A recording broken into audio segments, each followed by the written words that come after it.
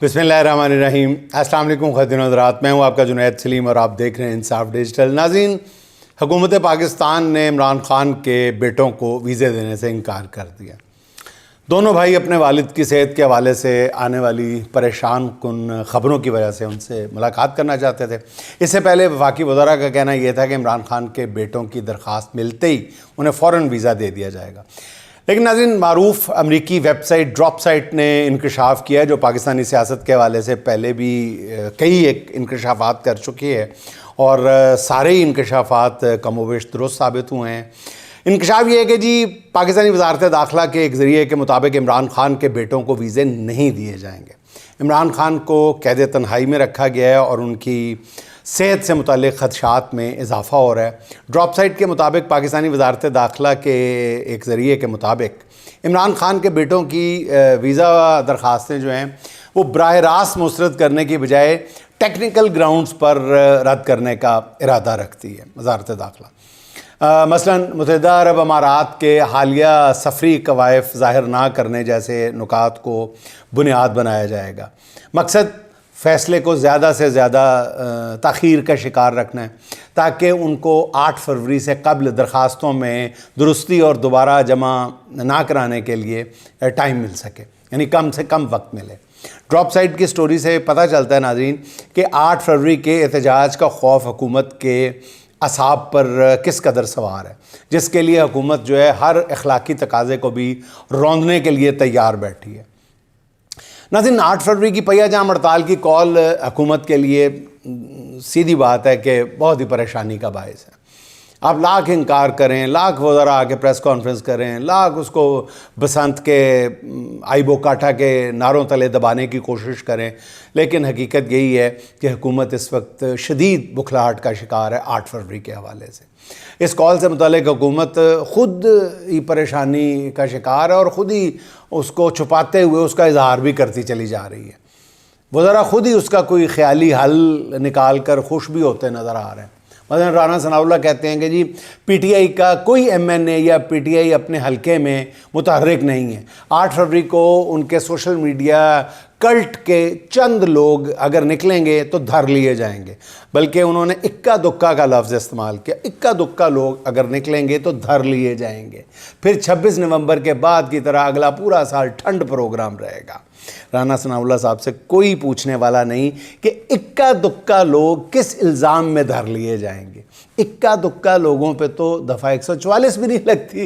राना साहब, आप दफ़ा 144 वैसे तो है नहीं बसंत के दिन में, तो दफ़ा 144 भी नहीं होनी, तो इक्का दुक्का लोग जो हैं आप कैसे धर लेंगे। दूसरी बात यह है कि राना सनाउल्लाह साहब को कौन समझाए कि 8 फरवरी को सड़कों पर निकलने की नहीं, सड़कों पर ना निकलने की कॉल दी गई है। अब घरों से ना निकलना तो किसी कानून के तोड़ने के ज़ुमरे में नहीं आता ना।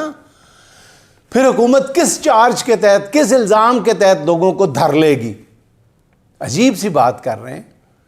हुकूमत की इस बेचैनी की वजह क्या है, इस पर कुछ गौर करने की कोशिश की तो पता चला कि जी हुकूमत की इतनी जो परेशानी है वो बिला वजह भी नहीं है। पहली बात तो ये है कि दुकानें ना खोलने पर और गाड़ी सड़क पर ना लाने पर कोई कानून नहीं टूटता, किसी को आप मजबूर नहीं कर सकते। इसलिए हुकूमत को डर है कि अगर ये हड़ताल कामयाब हो गई तो एक तरफ मुल्क में कारोबार ज़िंदगी मुअत्तल हो जाएगा, दूसरी तरफ आलमी सतह पर यह तासुर जाएगा कि आम आदमी इस माहौल से बहुत तंग है। हुकूमत को सबसे बड़ी परेशानी यही है कि अगर 8 फरवरी से पहले अमेरिका ने ईरान पर हमला कर दिया तो ऐसी खौफनाक हड़ताल और पहिया जाम होगा कि एक ही रोज़ में हुकूमत की चूलें हिल जाएंगी। एक बार ये एहतजाज कामयाब हो गया तो फिर हुकूमत मुकम्मल तौर पर बेबस होती हुई नज़र आएगी।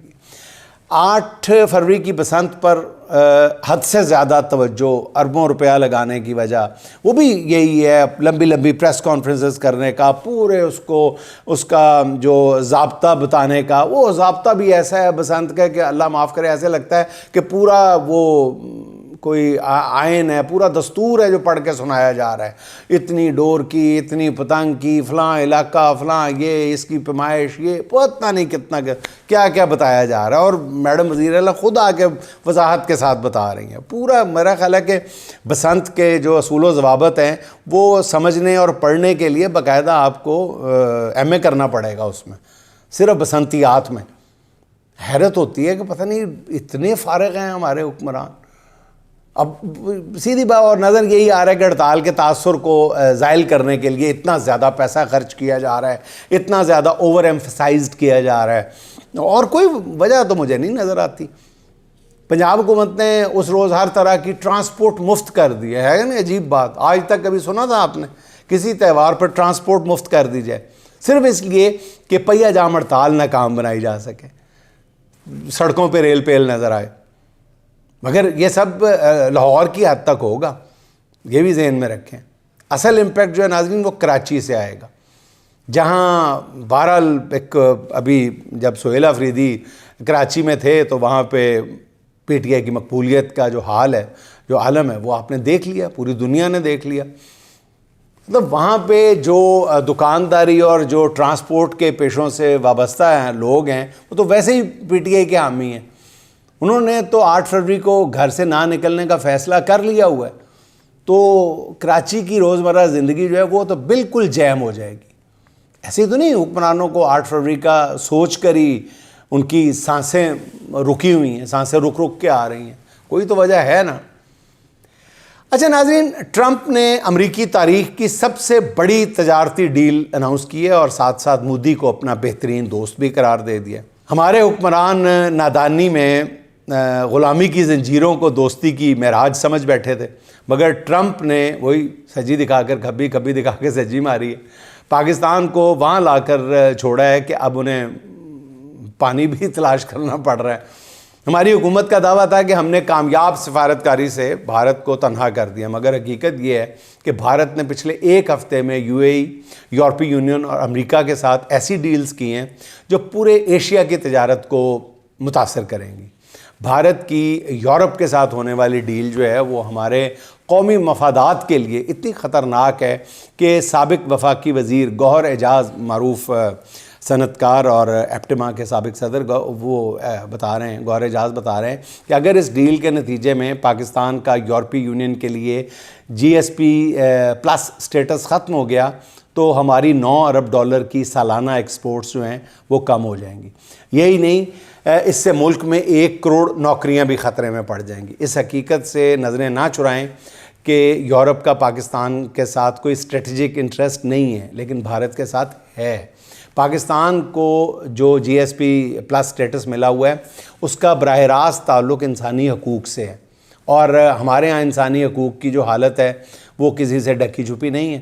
یورپی یونین سے ڈیل کے بعد بھارت اب یہ کہہ سکتا ہے کہ پاکستان کو دیا گیا اسپیشل جو سٹیٹس ہے وہ ختم کر دیں یا کم کریں. اگر یورپی یونین نے بھارت کی بات مان لی تو حالات ہمارے لیے, اقتصادی حالات جو ہے وہ ناقابل برداشت حد تک خراب ہو سکتے ہیں. اچھا ناظرین, بلوچستان کے حالات تقاضا کر رہے ہیں کہ حکمران اپنے سب کام چھوڑ کر اس کی جانب فوری طور پہ پوری سنجیدگی کے ساتھ توجہ دیں.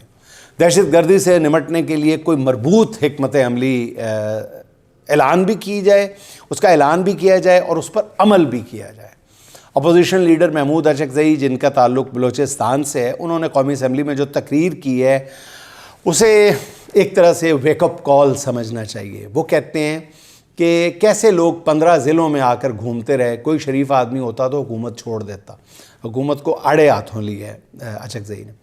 کوئٹہ میں وہ کہتے ہیں کہ جی عام لوگوں کی موجودگی میں بینکوں کو لوٹا گیا, 2 گھنٹے حکومت نے کچھ نہیں کیا. حکومت کہاں تھی؟ یہ صرف پیسہ چوری کرنے کے لیے بیٹھے ہیں. اس حکومت کو تو ختم کر دینا چاہیے. ناظرین ذہن میں رہے کہ یہ ایک ایسے شخص کی گفتگو ہے جو پاکستان کے آئین پر یقین رکھتا ہے, جو پاکستان کا خیر خواہ ہے. خدا را ان باتوں کو غور سے سنیں, ان کے تجربات سے, ان کے ویژن سے, ان کے وزڈم سے فائدہ اٹھائیں.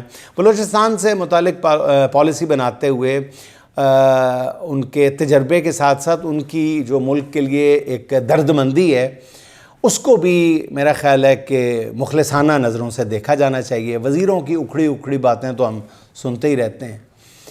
اچھا ناظرین، ایمان مزاری اور ان کے شوہر ہادی چٹھا کو سزا سنائے ہوئے 10 روز گزر گئے ہیں۔ آپ کو ان کے طرز عمل سے اختلاف ہو سکتا ہے، ان کی کئی باتوں سے اختلاف ہو سکتا ہے، ان کی کئی ٹویٹ سے اختلاف ہو سکتا ہے، دوسری طرف کے لوگ بھی موجود ہیں، لیکن ناظرین یہ حقیقت ہے کہ وہ جب سے پابند سلاسل ہوئے ہیں ان کے نہ اہل خانہ سے ملاقات ہوئی ہے اور نہ ہی اپنے وکلاء سے۔ ایمان مزاری کی والدہ شیریں مزاری کا کہنا یہ ہے کہ انہیں تو یہ بھی پتہ نہیں ہے کہ ان کی بیٹی اور داماد زندہ بھی ہیں یا نہیں۔ حکام آخر کیا چھپانے کی کوشش کر رہے ہیں؟ ذہنی اور جسمانی تشدد یہ پورے خاندان کو اجتماعی طور پر اذیت دینے کے مترادف ہے۔ جن وکلاء نے ان کے مقدمات لڑنے ہیں انہیں بھی ملاقات کی اجازت نہیں دی جا رہی۔ کیا اس سے طاقتور خود کو مضبوط محسوس کرتے ہیں؟ انہوں نے کہا ہے کہ جی آئین اور بین الاقوامی قانونی ذمہ داریوں کی کھلی خلاف ورزی کی جا رہی ہے۔ یہ ذہن میں رہے کہ ایمان مزاری اور ان کے شوہر کو کچھ ٹویٹس کرنے کی پاداش میں 17 سال کی سزائیں سنائی گئی ہیں، اور سزائیں سنانے اور ان پر عمل کرانے والے جو بھی اس وقت سرکار میں بیٹھے ہوئے ہیں وہ اس وقت تو حکومت کے مزے لے رہے ہیں، لیکن یہ بھی ذہن میں رکھیں، یہ تلخ حقیقت ذہن میں رکھیں کہ کل کلاں جب وہ خود ان حالات سے دوچار ہوں گے تو اس منظر کو بھی بس سوچ رکھیں، ذہن میں رکھیں۔ ناظرین، آخر میں غالباً افضل خان افضل کے 2 اشعار جو بہت ہی برمحل ہیں۔